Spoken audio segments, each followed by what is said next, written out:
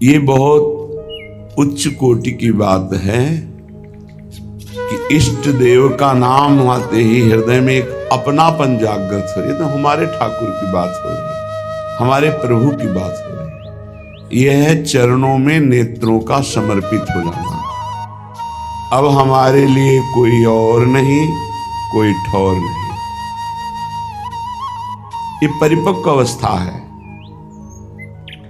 इंद्रियां चंचल हैं, मन चंचल है, कोई फर्क नहीं पड़ेगा। इस बात को गंभीरता से समझ लिया जाए। प्रभु एक अपनेपन को ही मानते हैं, चाहे जितनी बड़ी बड़ी साधना हो। यदि कोई और है, कोई और ठौर है, तो रंग नहीं आएगा। ये रसिकों के संग से और ठौर दोनों खत्म हो जाती है। एक अनन्य आश्रय आ जाता है। बहुत बड़ा विश्राम स्थल है। भरोसा, आश्रय, शरणागति, अपनापन, अवलंबन, प्रपत्ति, ये सब एक ही पर्यायवाची शब्द हैं। एक ही बात है और यही विश्राम है। आगे वर्णन करते हैं कि मेरा हृदय कहीं भी जा सकता है, मेरे में सामर्थ्य नहीं है।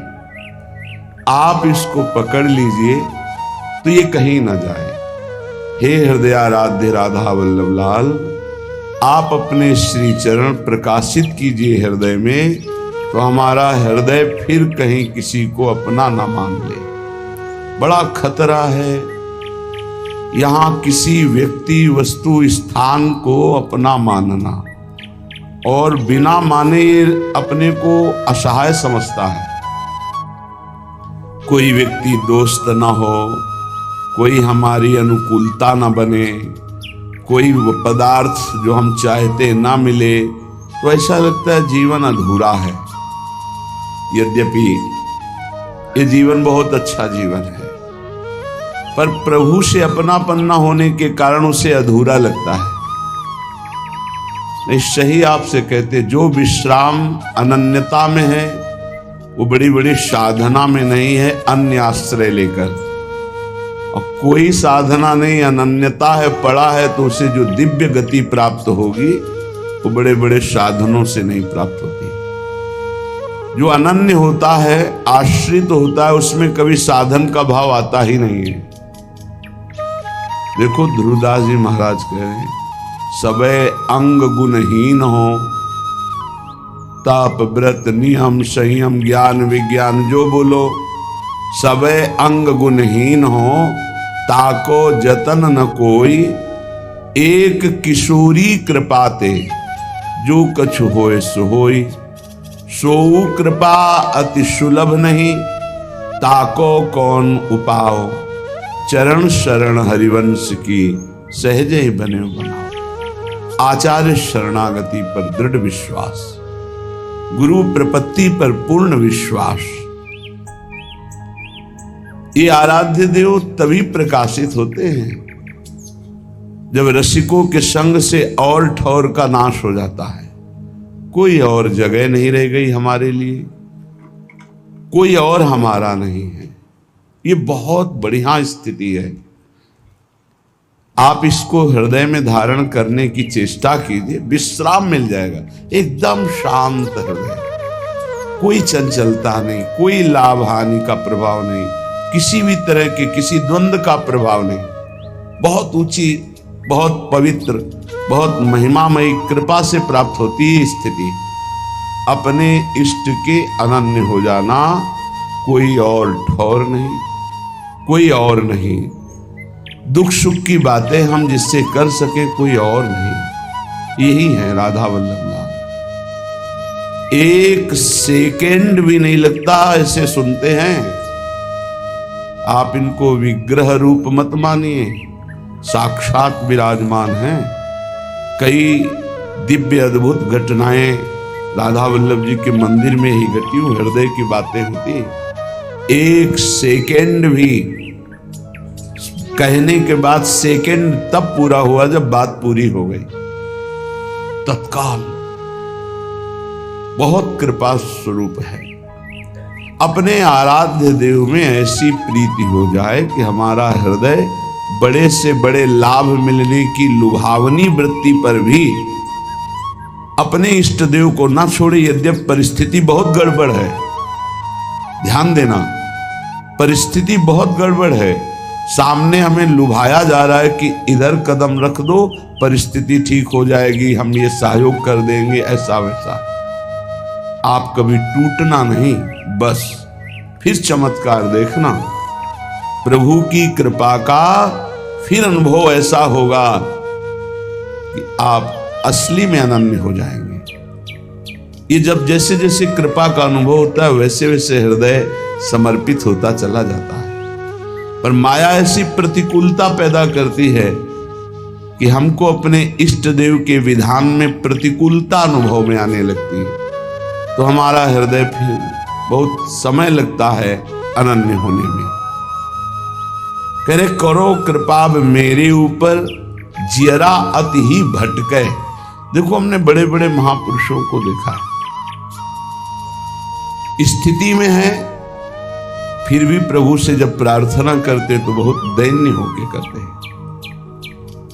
जिन महापुरुष ने लिखा कि मेरा हृदय अंतःकरण भटक रहा है, उनकी ऐसी स्थिति है कि हर दिव्य लीला का दर्शन हो रहा है, हर ऋतु, कल वाणी जी का अवगाहन हुआ, हर ऋतु, हर केली, हर विलास का दर्शन हो रहा है, फिर भला इनका मन कैसे भटक सकता है। एक बार प्रिया चरणारविंद की छटा प्रकाशित होने पर मन पंग हो जाता है लालजू का, तो जीव की क्या बात है।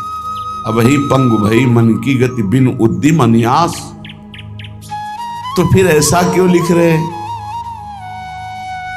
ये हृदय की स्थिति पहले देखी और जब कृपा हुई तब नित्य लीला का अवगाहन हुआ।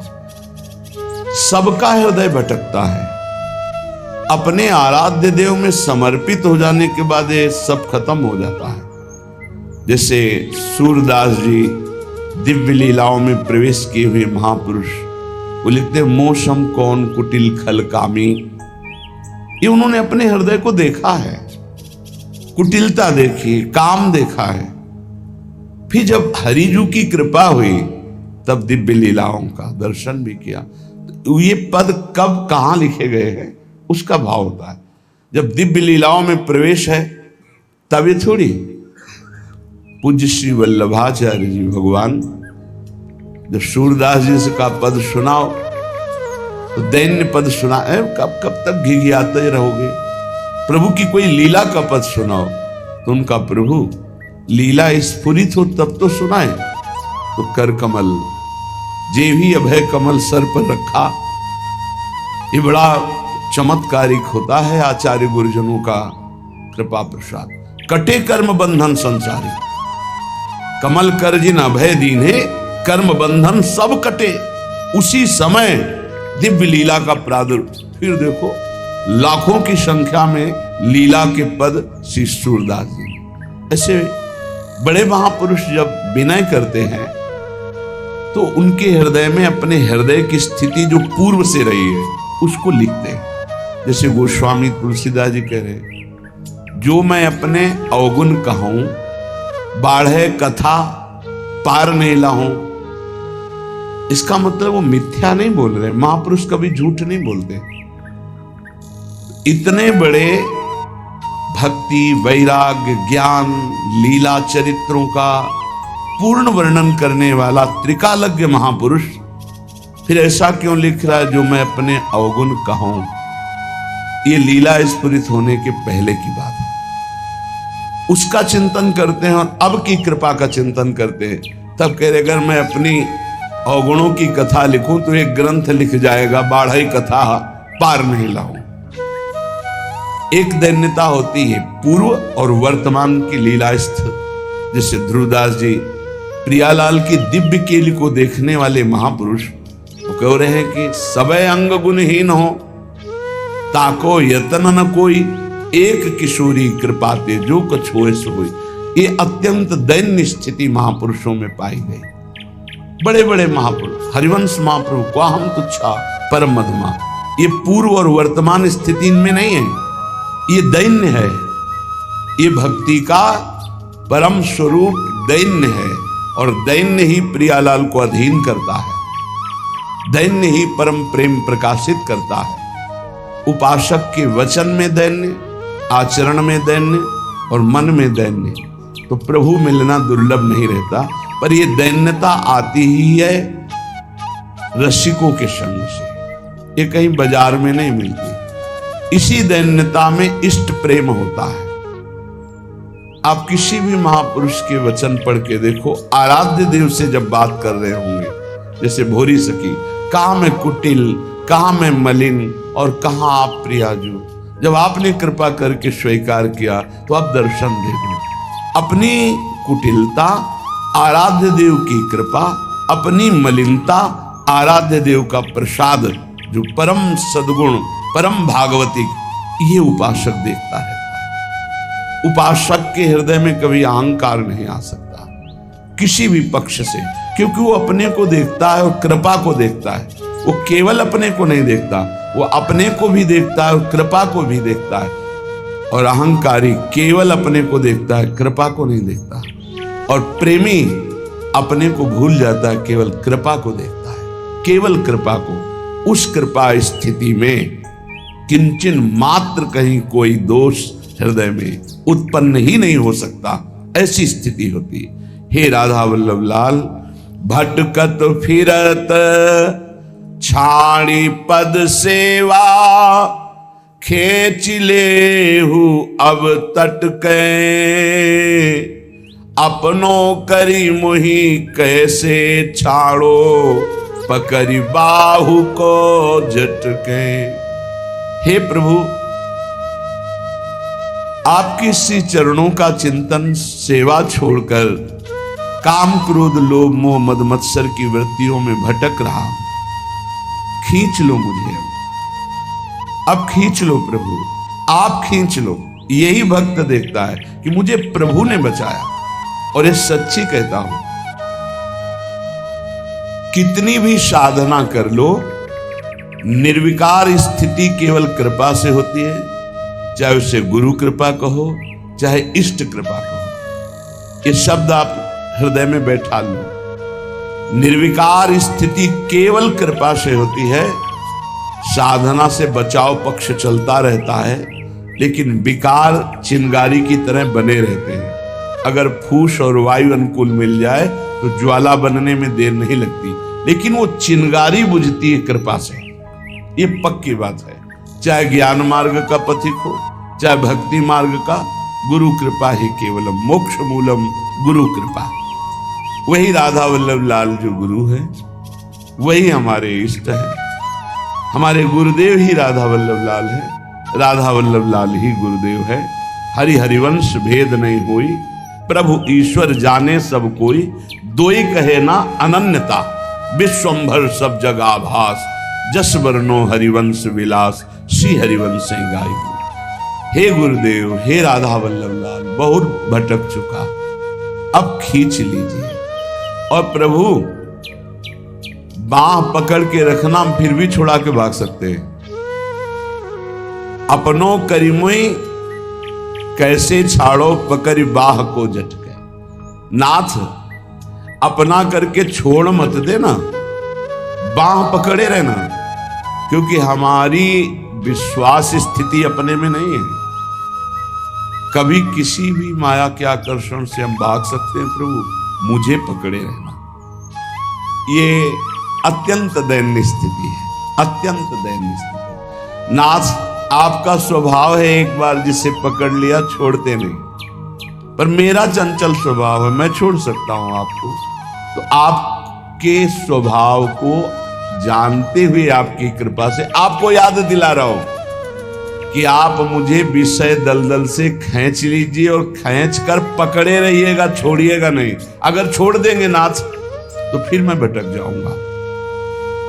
तुम ढिग पतित अनेकनी आए, मेरी बार क्यों सटके, जोरू धारोगे प्रभु मुँह को, सुयस बढ़ोगे झटके। प्रभु, वैसे जब हम चरित्र पढ़ते हैं तो देखते हैं कि बहुत से पतितों को आपने महान परमहंस बना दिया, महात्मा बना दिया, भगवत प्राप्त महात्मा बना दिया। नाथ, यदि हमारा भी उद्धार कर दोगे तो आपका सुयश बहुत झटके में बढ़ जाएगा कि ऐसे नीच को भी परमहंस बना दिया, ऐसे नीच को भी महात्मा बना दिया। प्रभु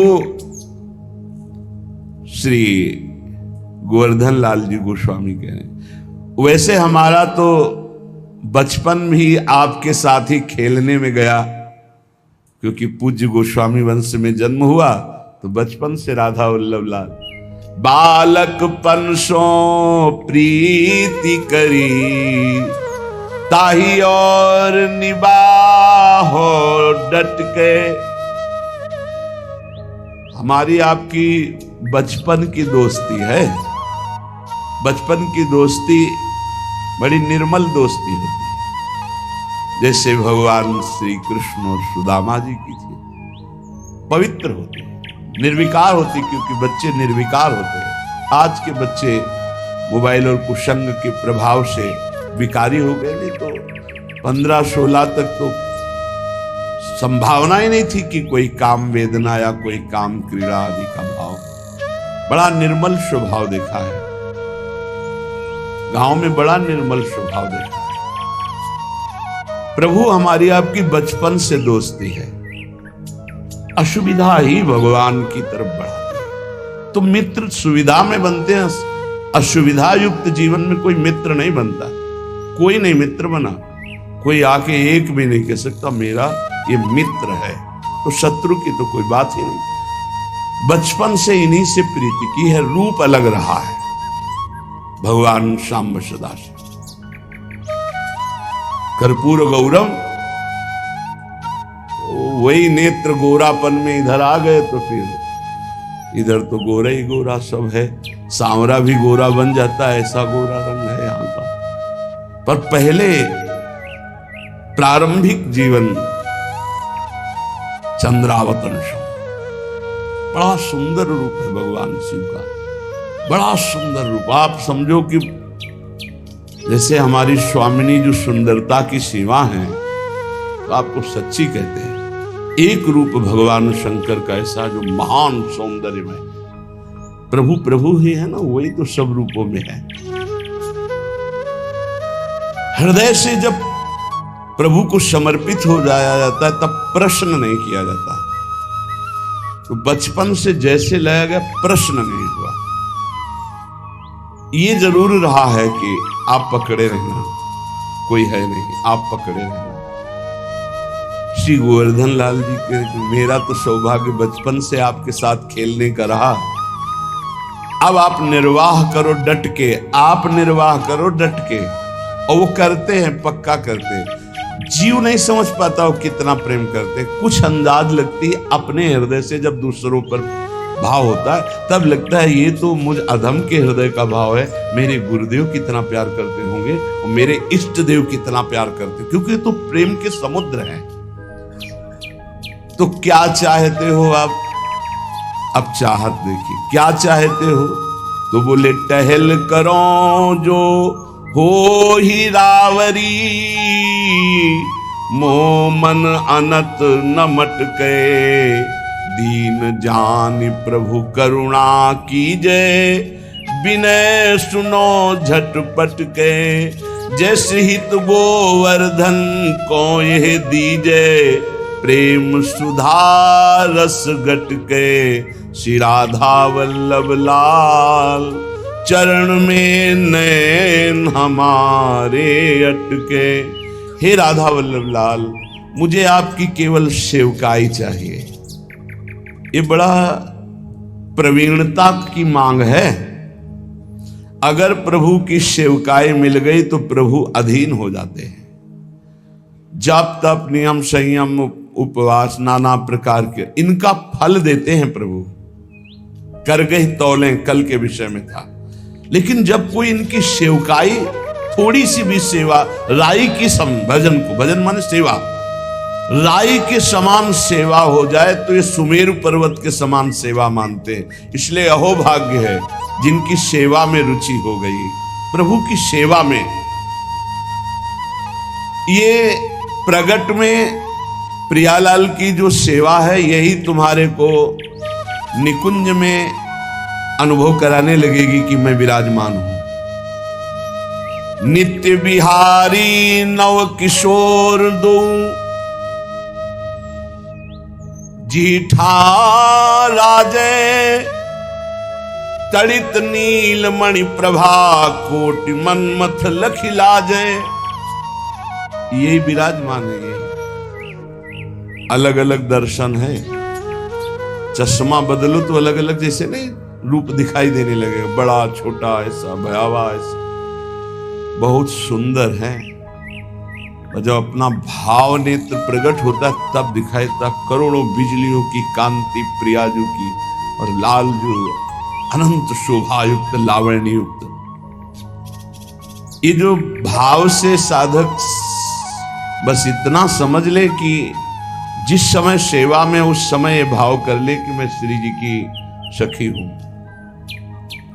जब कोई सेवा सौंज उठाओ तो पहले अपने को सोचो, मैं श्री जी। ये पुरुष शरीर एक वर्दी है, पोशाक है, न कोई स्त्री है न पुरुष है, सब सच्चिदानंद प्रभु का अंश है। उसको भाव में लाया जाता है, दास्य भाव, सख्य भाव, वात्सल्य भाव। तो जैसे हम प्रातः काल उठते हैं तो हम अपने को पुरुष देखते हैं या सखी देखते हैं? अनुभव करो। जब आप उठते हैं तो आपका चिंतन कहां होता है? अगर प्रियालाल के सीधे चरणों में है और अपना चिंतन है कि मैं प्रियालाल के समीप उनकी सहचरी हूं, तो आप सिद्धावस्था की तरफ पहुंच रहे हैं। कोई भी सेवा करने के पहले आपको अपने स्वरूप का भाव आना चाहिए। अगर वनिता पुरुष भाव युक्त सेवा हो रही तो अभी रंग नहीं आई, और जब वनिता पुरुष भाव मिट जाए, सेवे ललितादिक के भाई, हसक मैं श्री जी की सहचरी हूं। ये बाह्य तन भी जगत पावन करने वाला बन जाता है जब अंदर का भाव परिवर्तन होता है। पटभूषण रुचिदायक प्रियालाल के प्रसादी धारण किए जाते हैं। ये भजन जितना एकत्रित करोगे सब दिव्यता आने लगेगी भाई।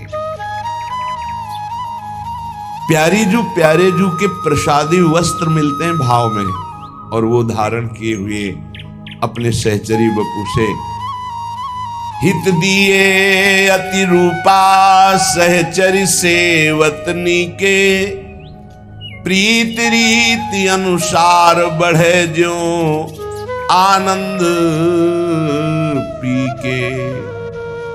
प्रियालाल के हृदय में जैसे आनंद बढ़े, ऐसे भाव से उपासक सेवा करता है। अब देखो, कोई भूषण बसन ललित श्रृंगार करावे। बहुत अपने उपासना की बात है। प्रियाजू के वस्त्रों को बहुत भाव से, मेरी प्यारी जू का यमुक वस्त्र है, यमुक वस्त्र से बहुत सम्मान पूर्वक धारण कराना है या विराजमान करना है। ऐसे नहीं, वस्त्र को भी स्पर्श करो तो बहुत सुकोमलता पूर्वक, कोई जल्दीबाजी नहीं, बहुत सम्मान से, क्योंकि वो वस्त्र भी दिव्य सहचरी है। जिस समय हम धारण करा रहे हैं वो वस्त्र उस समय सहचरी है, भाव पूर्वक। तो जानते हो आपके ऊपर अष्ट सहचरियों की तत्काल कृपा होगी, वो एक एक चेष्टा आपकी देख रहे हैं। प्रीति रीति अनुसार प्यारी जी को अमुक जगह वस्त्र, अमुक अंग में चिंतन करते हुए फिर धारण करवाना। कोई श्रृंगार आभूषणों का, प्यारी जी की नथ है, प्यारी जी की बहुत संभाल रहे हैं, भाव कर रहे हैं, प्यारी जी धारण करें। जल्दीबाजी नहीं, आभूषणों को जब धारण कराए तो बहुत ऐसे कि जरा भी किसी अंग को कष्ट ना होने पाए। मान लो आपको कर्ण कुंडल धारण कराने, नासा बेसर धारण करा, बहुत सुकोमल अंग हैं। आप श्री विग्रह को ऐसे ही धारण करावें कि अति सुकुमारी लाडली, कहीं हमारी सेवा में त्रुटि ना हो जाए, कहीं कुछ चुभ ना जाए, कहीं लग, जैसे आप भाव करोगे बिल्कुल वैसे ही अनुभव में आएंगे। कोई दर्पण, पूज्य सदगुरुदेव भगवान को ऐसे दर्पण दिखाते हैं, फिर दर्पण में देखते हैं प्रतिबिंब, बहुत देर बार बार ऐसे, फिर दर्पण में, बाद में दर्पण को ऐसे हृदय से, मानो प्रियालाल दर्पण में, दर्पण से हृदय में। ये दर्पण सेवा, आभूषण सेवा, पोशाक सेवा, कोई तांबूल देत, कोई चंवर ढुरावे, पान की बीड़ी लगा। ये भगवत प्राप्ति की तुम बात करते हो। भगवत प्राप्ति तो स्तनों में जहर लगा के गई पिलाने, उसको दे दी हमारे प्रभु ने। आप उनकी सेवा करते हैं, भगवत प्राप्ति कराने वाले हो गए आप। आपकी भगवत प्राप्ति, पान की बीड़ी लगा, वो मेरी प्रिया जो पाए, हमको इलायची डाली, सौंफ, भाव में डूबे मेरे प्रिया प्रीतम पान। और जब आप अर्पित करते हैं भोग के बाद, को चंवर ढुरावे, जिस समय चंवर तुम्हारे कंधे पर विराजमान, उस समय तुम्हारे अंदर ठसक होनी चाहिए, मैं प्रियाजू की सहचरी। ये सब कोई कर सकते हो। अपने घर में जो सेवा विराजमान है वही विराजमान है। घर के और मंदिर में भेद ना रखे, भेद रखोगे तो भेद बना ही रहेगा। जो घर में है वही मंदिर में है, जो मंदिर में है वही घर में है, बिल्कुल अंतर आए नहीं। कभी अवसर आए तो मंदिर के भी ठाकुर के दर्शन किए, नहीं तो घर में जो विराजमान है। हितजू महाराज ने सुधा निधि में कहा, कब होगा मैं अपने घर में राधा वल्लभ लाल जी की ऐसी सेवा कर पाऊंगा। तांबूल अर्पण, कोई चंवर डुला रहा है, को मुकुट रचि धरे, धन्य है इन सखियों के कर कमलों को जो कलियों से, पुष्पों से श्री लाडली लाल के मुकुट चंद्रिका तैयार करते हैं। जब देखते हैं ना, हो गया काम। आप क्या समझते हैं हमारे प्रभु स्वार्थी है? तुम्हारा भाव परिवर्तन होना है केवल। बहुत कृपालु, सब पर कृपा कर रहे। सच्ची मानिए वो किसी स्वार्थी नहीं है कि तुम उनका कुछ खवा पिया के ऐसे। वो हेतु की कृपालु है, कृपा ही कृपा करते हैं। फिर सबको भगवत प्राप्ति क्यों नहीं हो जाती है? जो कृपा करते, चाहते नहीं हो भैया। भगवान के प्रतिकूल आचरण कर रहे हो, पापाचरण कर रहे हो, धर्म विरुद्ध आचरण कर रहे हो, फिर भी यदि चाह लो तो तुम महापुरुष बन जाओ। वो तो कह रहे हैं अपिचेत सु दुराचारो भजते मामन। तुम्हारा भाव तो बदले। भाव नहीं बदलेगा, पीठ के पीछे कोई है, अगर मुड़ के नहीं देखोगे तो कैसे? अभी भगवान की तरफ पीठ की हो, संसार की तरफ सन्मुख हो, संसार की तरफ विमुख हो, प्रभु की तरफ सन्मुख हो। देखो अभी कृपा पहले से बरस रही है आपके ऊपर। को मुकुट रचि धरे, को चंद्रिका, को अलक संवारे। दूर से देखा प्रभु के केश थोड़ा उलझे, सुलझा करके एक एक चेष्टा वो देख रहे हैं आपकी। कोई मुकुट बनाकर, कोई चंद्रिका बनाकर। अहो भाग्य है 12-12 बजे रात तक बच्चे ये श्री जी के श्रृंगार, ये सब हाँ अपनी अपनी कुटिया में भी लगे रहते हैं। श्री जी की चंद्रिका बनाना, श्री जी की